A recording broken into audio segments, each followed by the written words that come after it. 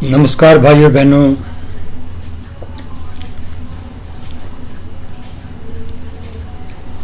अभी कुछ दिन पहले भारत में चुनाव हुए थे। उस चुनाव में मोदी जी को जितनी सीटें मिलनी चाहिए थी उतनी सीटें नहीं मिली। तो इसी सब चीज़ों को ध्यान में रखकर मैंने ये लेख लिखा है। और मैंने ये भी ध्यान में रखा था कि जो 1947 में जो दंगे हुए थे, उस दंगों के मूल में कौन सी प्रेरणा काम कर रही थी। और 1947 में ही नोआखली में भी दंगे हुए थे। वो दंगे बहुत ही भयावह घटना थी। उस दंगों ने मानवता को हमेशा के लिए शर्मसार कर दिया था। अब मैं आपके समक्ष अपना लेख प्रस्तुत कर रहा हूँ। इस लेख का शीर्षक है नोआखली के दंगे और रविन्द्रनाथ टैगोर। जब नोआखली के दंगे हुए थे तो रविन्द्रनाथ टैगोर का निधन हो गया था। रविन्द्रनाथ टैगोर ने अपनी कई कविताओं में हिंदू मुस्लिम एकता पर बहुत बल दिया था, पर उनकी ये पहल नाकामयाब हो गई। बंगाली हिंदू और बंगाली मुस्लिम को जोड़ने का और एक करने का उनका जो प्रयास था वह भी विफल हो गया। ये एकता का प्रयास एक तरफा था। दूसरा समुदाय गजवा हिंद की विचारधारा को मानता था और आज भी मानता है, पर यह मान्यता पूर्ण रूप से नष्ट होने वाली है। भारत में बहुत लंबे समय तक एक ऐसी पार्टी की सरकार थी जो कि गजवा हिंद की विचारधारा को मानती थी। ये पार्टी थी कांग्रेस। ये पार्टी पूर्ण रूप से मुस्लिम लीग की अवतार है।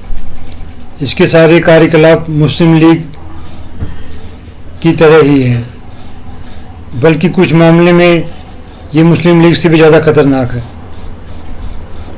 ये पार्टी परम भ्रष्टाचार और परम अपराधीकरण को बहुत ज़्यादा बढ़ाती है। ये पार्टी विकास के मार्ग में अपनी टांग अड़ाती है।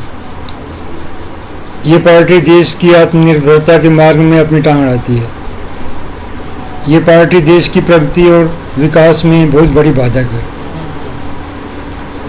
भारत एक विकसित देश नहीं बना है तो इसका एक कारण ये पार्टी ही है। रविन्द्रनाथ टैगोर ने अपनी कई बंगला कविताओं के माध्यम से बंगाली हिंदू और बंगाली मुसलमानों को एक करने का जो प्रयास किया था, और इसी तरह से भारत के सारे हिंदू और मुसलमानों को एक करने का जो प्रयास किया था वो पूर्ण रूप से विफल हो गया है। आज बंगाल में ममता बनर्जी नामक एक बहुत ही देशद्रोही महिला मुख्यमंत्री बनी हुई है। ये महिला और इसकी पार्टी के नेता मुस्लिम लीग से भी ज़्यादा खतरनाक है।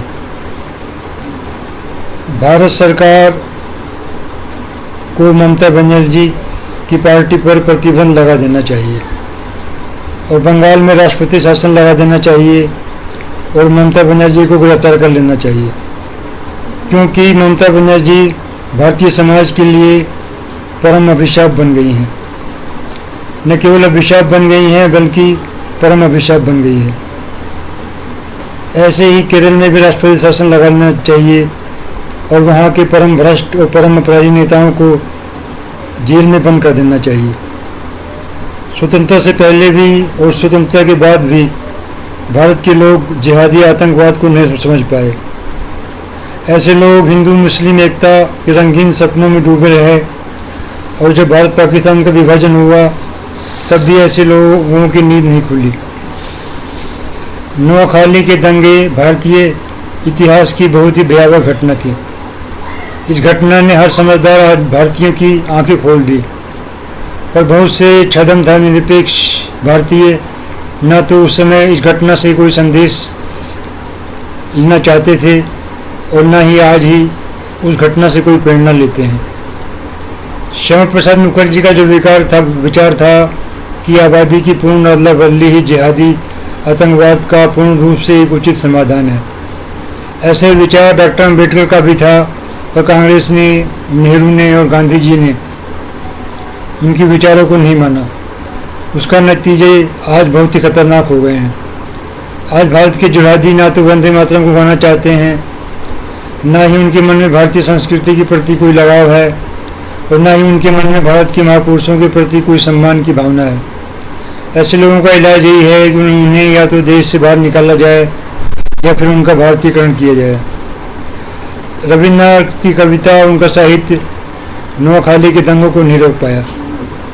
इससे ये सिद्ध होता है कि जिहादी लोग सिर्फ बंदूक की भाषा समझते हैं, इसीलिए ऐसे लोगों को सिर्फ बंदूक से ही नष्ट किया जा सकता है। आज भी रविन्द्रनाथ टैगोर बड़े सम्मान के साथ बांग्लादेश में पढ़ाए जाते हैं। इसी तरह से बहुत से अन्य बंगाली लेखक भी बांग्लादेश में बहुत ही सम्मान के साथ पढ़े जाते हैं। अभी कुछ दिन पहले देवबंद के मौलाना कह रहे थे कि गजवा हिंद जायज़ है। मोदी जी कह रहे थे कि सबका साथ, सबका विकास, सबका प्रयास। उन्होंने मुस्लिम छात्रों को भरपूर छात्रवृत्तियाँ दी, खूब पैसा लुटवाया, पर फिर भी मुसलमानों ने उन्हें वोट नहीं दिया। इसका अर्थ स्पष्ट है, मुसलमान शांतिपूर्ण से अस्तित्व में विश्वास ही नहीं कर सकते हैं। न ही हिंदुओं ने पाकिस्तान की मांग की थी, न ही उनको दंगों की आशा थी, फिर भी उन्हें दंगों का अभिशाप झेलना पड़ा। अब मुसलमानों के लिए मोदी जी को अपनी नीतियां बदलनी ही पड़ेंगी। रविन्द्रनाथ टैगोर की कविता, कहानी, उपन्यास और नाटक नोआखाली के दंगों को नहीं रोक पाए। न ही बंकिम चंद्र का वंदे मातरम भी नोआखाली के दंगों को रोक पाया। आज भी भारत सरकार बांग्लादेश की राक्षसी सरकार की हर तरह से सहायता कर रही है, पर बांग्लादेश के हिंदुओं पर अत्याचार हर दिन बढ़ता ही चला जा रहा है। भारत सरकार को बांग्लादेश की राक्षसी सरकार की कोई भी सहायता नहीं करनी चाहिए। जैसा कि श्यामा प्रसाद मुखर्जी ने कहा था, भारत सरकार को बांग्लादेश की 1/3 भूमि पर कब्जा कर लेना चाहिए और वहाँ पर बांग्लादेश के हिंदुओं को बसाना चाहिए। यही बांग्लादेश के हिंदुओं के लिए एक श्रेष्ठतम और न्यायपूर्ण समाधान होगा। मोदी जी इतने दिनों से राजनीति में हैं, पर फिर भी वो भारतीय और बांग्लादेशी मुसलमानों की मानसिकता को समझ नहीं पाए हैं। अब उन्हें अपने विचारों को बदल लेना चाहिए, नहीं तो भारत की जनता उन्हें बदल देगी। एक ऐसी व्यवस्था बनाई जा सकती है जिसमें हर मेहनती व्यक्ति को एक श्रेष्ठतम और महानतम पद पर आगे बढ़ने का मार्ग मिल सकता है, जिससे भारत के हर व्यक्ति की भलाई हो सके और संसार के हर अच्छे व्यक्ति की भलाई हो सके। आज भारत में एक ऐसी सरकार है जो भारत को परम महानता और परम श्रेष्ठता की तरफ ले जा रही है। इस तरह भाई और बहनों, मेरा ये लेख समाप्त होता है। अगर आपको मेरा ये वीडियो पसंद आया हो, कृपया मेरे चैनल को सब्सक्राइब कर लें, लाइक भी कर दें और बेल आइकन भी दबा दें। मेरे वीडियो को देखने के लिए आपका बहुत बहुत धन्यवाद। वंदे मातरम। भारत माता की जय। नमस्कार। भारत अमर रहे, भारत के लोग अमर रहे, भारत विकास करता रहे।